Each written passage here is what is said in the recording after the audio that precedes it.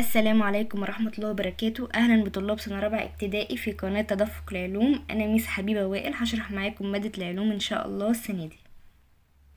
مرحبا بكم يا طلاب في مادة العلوم. مقدمة بسيطة كده عن مادة العلوم. ايه هي العلوم أصلا؟ تفتكروا يعني ايه علوم؟ بس قبل ما نعرف ايه هي محتاجين نعرف مفرد كلمة العلوم دي ايه. مفرد كلمة العلوم هتقولي علم، صح، هي علم. طب ليه سميناها علوم؟ اكيد هي كذا علم او كذا حاجة، مش حاجة واحدة، يعني هي مش مفرد، هي جمع. زي ايه مثلا؟ ناخد مثال بسيط كده يفهمنا معنى العلوم عامة. زي مثلا العيلة بتتكون من ايه؟ بتتكون من افراد يعني اب والام والاخ والاخت وهكذا. يعني مش بتتكون من حد واحد، مش من فرد واحد، لا، بتتكون من كذا واحد. ده بالظبط نفس معنى كلمة العلوم. العلوم مش علم واحد، مش فرد واحد، لا، دي كذا علم، كذا فرد. مثلا علم الكيمياء وعلم الأحياء وعلم الفيزياء وهكذا. ليه هندرس مادة العلوم؟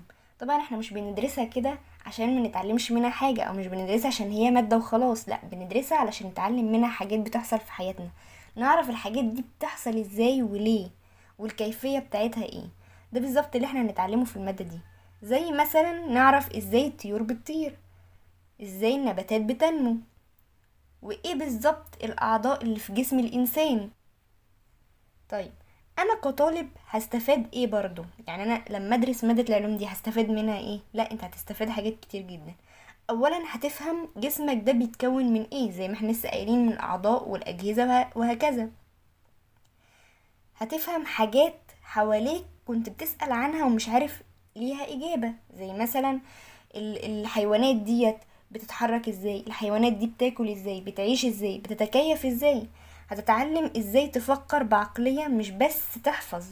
هتعرف ازاي تعيش صح وتحافظ على نفسك والبيئة. احنا كده خلصنا مقدمة بسيطة عن مادة العلوم، عرفنا احنا بندرسها ليه وهنتعلم منها ايه او هنستفاد منها ايه. دلوقتي بقى ندخل في صلب الموضوع وناخد اول مفهوم معانا في المنهج، وهو التكيف والبقاء. طيب، اول حاجه بس عايزين نعرفها كده قبل ما ندخل بس في الموضوع الجد. احنا متعودين دايما ان احنا نقول الوحده الاولى، الوحده التانية، الوحده التالتة. لا، في العلوم اتغير الموضوع دوت وبقت الوحده دي اسمها المفهوم.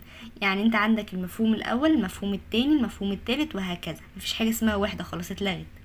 طيب، المفهوم الاول التكيف والبقاء، وعندنا كل مفهوم بيتكون من مجموعه من الانشطه. الأنشطة عندي مثلا الدرس ده فيه 3 أنشطة. أول حاجة عندي تكيف الكائنات الحية في الظروف القاسية، ده النشاط الأول.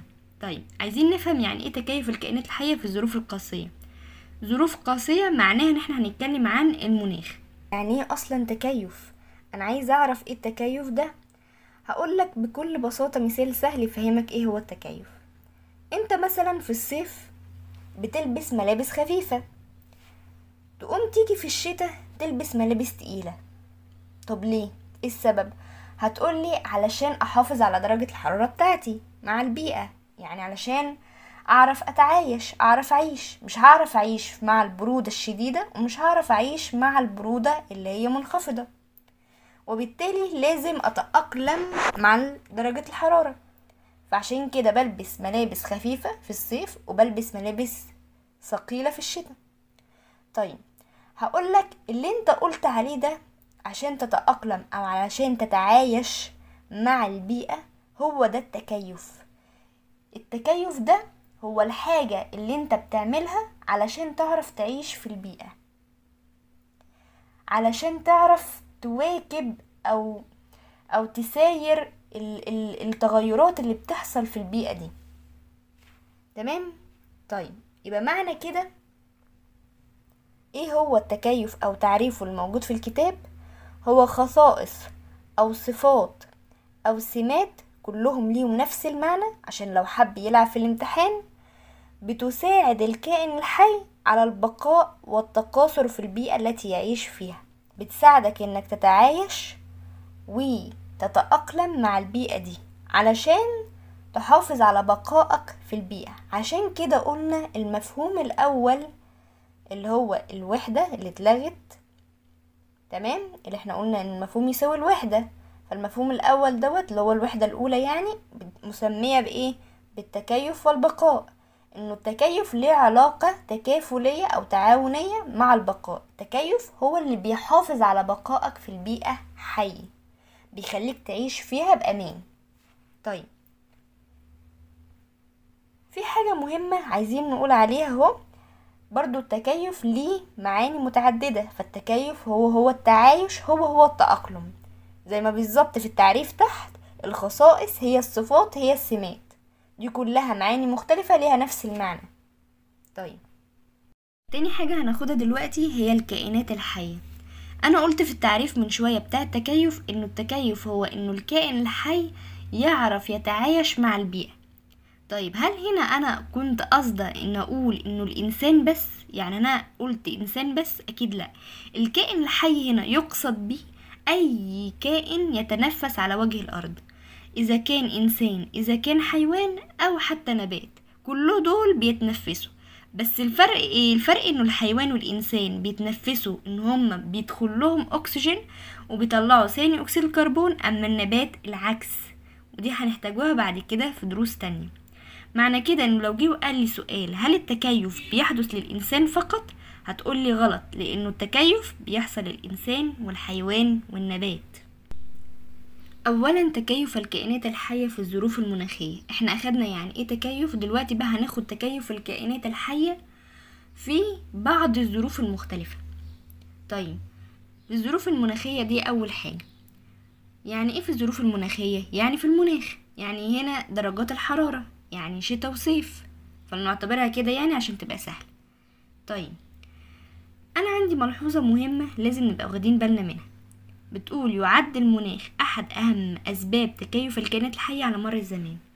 المناخ دوت مهم جدا علشان احنا بنتكيف معاه على مر الزمن، مش بس لمجرد وقت بسيط، لا، على زمن طويل. تمام.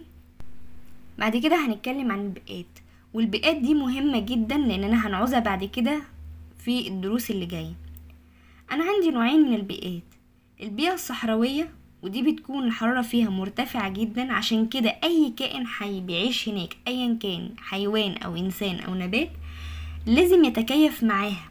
فيتكيف معاها ايه؟ التكيف ده هيبقى في انه يتأقلم مع الحرارة الشديدة اللي هناك او الحرارة المرتفعة دي. وهنشوف دلوقتي في الحيوانات او الكائنات الحية اللي جاية ازاي بيتكيفوا مع درجات الحرارة المرتفعة. تاني نوع هو المناطق الجليدية زي القطب الشمالي او الجنوبي او الجليد ايا كان، بتبقى فيه الحرارة منخفضة جدا، فلازم برضو الكائنات الحية اللي بتعيش هناك تتأقلم مع درجة الحرارة دي. هناخد بعض الأمثلة على الكائنات الحية اللي بتتكيف في الظروف المناخية. أول مثال الزواحف.